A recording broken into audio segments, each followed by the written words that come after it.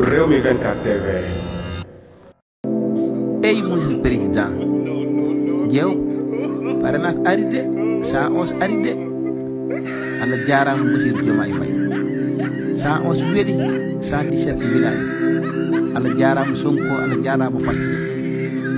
monsieur le président mandat gasi de wallahi mandat gasi 117 village 111 weeli Allah jarama Sonko Allah jarama Faty bokk yaay ñoo ci xew waaw nii kese la léegi pëli ay patriote lañu Fouta Torodo ñoo yàgg nekk ay bañkat yéen a leen gis ni léegi jamono yi moom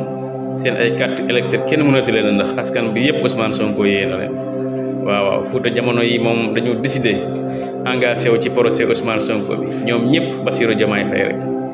ñi nga wax ne Macky Sall sa nguur jeex na waaw Fouta Torodo daal kon jamono yi képp kuy mag ndaw góor jigéen rek Bassirou Diomaye Faye ngay topp mu mel ne kon jamono yi daal waa Pastef ñoom lañuy def bés ci parrainage bi fépp fu ñu dem ci Sénégal ñoom rek la ñuy bégee rawatina nag candidat Ousmane Sonko bii ñuy woowee Bassirou Diomaye Faye